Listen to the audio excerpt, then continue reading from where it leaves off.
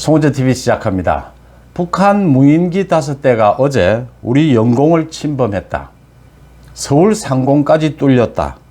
더 나아가서 대통령실이 있는 용산까지 와서 대통령실을 촬영한 것이 아니냐라는 의문까지 제기가 되고 있습니다.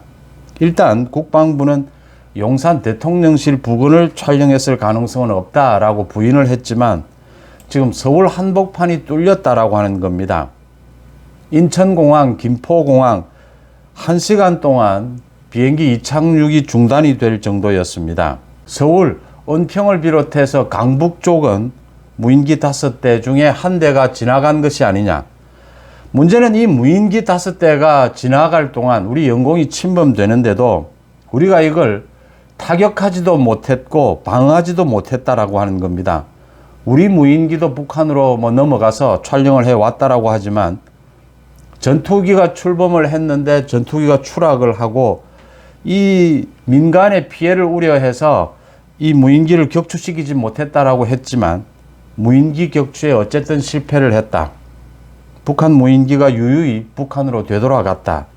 문재인 정권 5년 동안 소위 친북 정권이었죠. 친북 정책을 하면서 우리의 대북 이 국민들의 의식도 문제지만 우리의 실제 전투 능력, 대응 능력 이 부분이 굉장히 낙후되어 있다. 굉장히 떨어져 있다. 내년 예산만 보더라도 이 드론과 관련해서 예산을 200~300억 삭감을 했다. 물론 지난해에 쓰다 남은 예산을 그대로 충당하면 된다라고 하지만 이런 이제 국회의 의식, 우리 국민들의 의식 더 나아가서 실제 대응 능력, 전투 능력의 부분입니다. 윤석열 정부가 문재인 정부를 비롯해서 지난 적폐청산까지 이야기를 했습니다. 노동 부분을 시작으로 해서 교육, 연금 모든 부분을 이제 개혁하겠다라고 합니다. 국방개혁이 시급한 것이 아니냐라는 겁니다. 윤석열 정부 들어서 지금 북한은 매일같이 미사일을 쏘고 이렇게 직접적으로 이제 무인기까지 침투를 하고 있습니다. 우리 대응 능력을 보는 것이죠. 국민들의 여론 교란을 시키고 있는 것입니다. 이 부분부터 손을 대는 것이 시급하지 않느냐. 참 개혁이 어렵습니다. 저보고 많은 분들이 묻습니다. 윤석열 정부의 지지율이 지금 올라가고 있는데 어디까지 올라갈 것 같으냐. 저는 60%라고 이야기를 했습니다. 정상적인 겁니다. 너무 내려가 있었기 때문에 윤석열 정부가 60%를 회복하지 못할 이유는 없다. 지금 그렇게 가고 있다. 노동개혁을 시작으로 해서. 그런데 가장 걸림돌은 개혁입니다. 이 개혁이 여론의 지지를 받아야 개혁이 가능한데 여론의 지지를 가장 받기가 힘든 곳, 예민한 곳이 개혁입니다.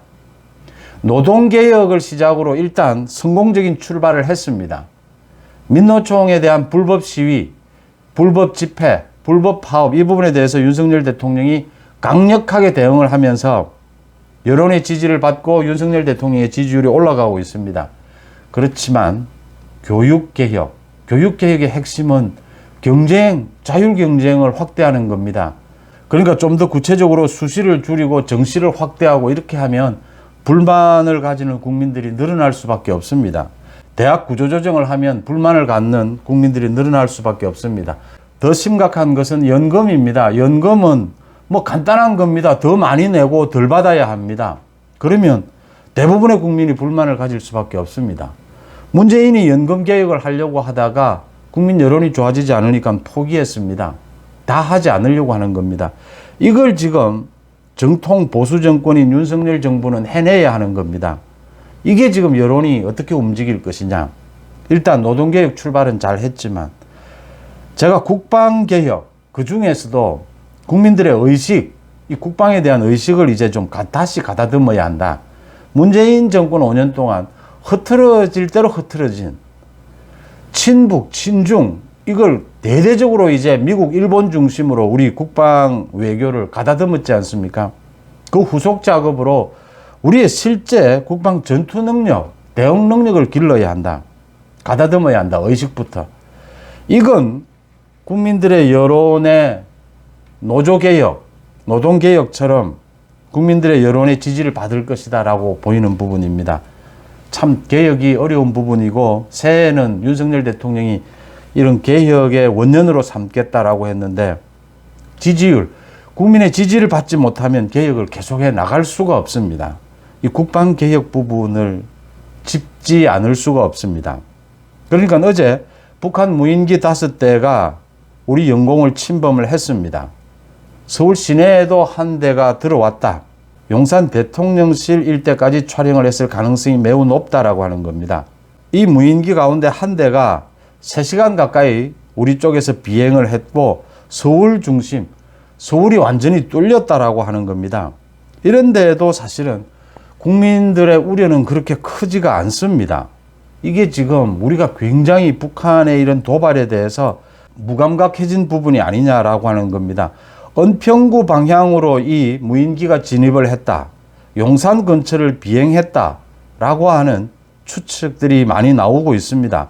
일단 국방부에서는 부인을 하긴 했지만 이건 뭐 굉장히 우려되는 부분이고 국방에 관계되는 부분은 합리적인 가능성까지 모두 예측을 하고 대비를 해야 한다라고 하는 겁니다. 참 기가 막힌 건 무인기가 영공을 침범하는데 우리가 전혀 격추하지 못했고 전투기가 떴는데 전투기가 또 추락을 하는 이런 참 어처구니 없는 일까지 벌어지면서 우리가 대응을 제대로 전혀 하지 못했다. 무인기에 대한 대응, 북한에 무인기가 1000대가 있다라고 하는데 만약 폭탄을 싣고 우리나라 전역에 출격을 한다면 이걸 어떻게 대응해야 하느냐. 8년 전부터 이 부분에 대해서 대응해야 한다라고 해서 많은 준비를 하고 예산을 투입을 했는데 어제는 전혀 대응이 되지 않았다라고 하는 겁니다. 그런데도 불구하고 국회는 내년 예산까지 깎았다라고 하는 것입니다. 이게 지금 우리 의식부터 실제 우리 전투 능력까지 모두 지금 부실한 상황이다. 북한이 이 부분을 계속 약점을 공격하고 있고 흔들고 있다라고 하는 것입니다. 여기에 어떻게 대처를 할 것이냐.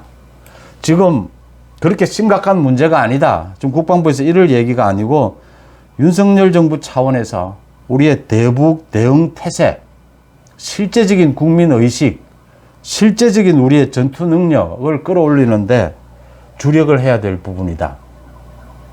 노동, 연금, 교육개혁 이 3대 개혁을 윤석열 대통령이 적폐청산 이야기를 하면서 내걸었습니다. 이 우리의 국방개혁 이 부분을 더 늦출 수가 없는 것이 아니냐. 윤석열 정부 들어서 국방 외교 부분을 많이 정리를 하고 지금 국방부에 대한 군 인사 많은 부분들을 바로 잡았습니다. 이제 좀 더 실제적으로 예산을 투입하고 해서 우리의 전투 능력을 길러가고 우리 국민들의 의식을 좀 바꿔가는 이런 노력을 해야 하지 않느냐. 이 노력에 대해서는 많은 국민들이 지지를 할 것이다 라는 점 짚어둡니다. 송은재 TV 마칩니다. 고맙습니다.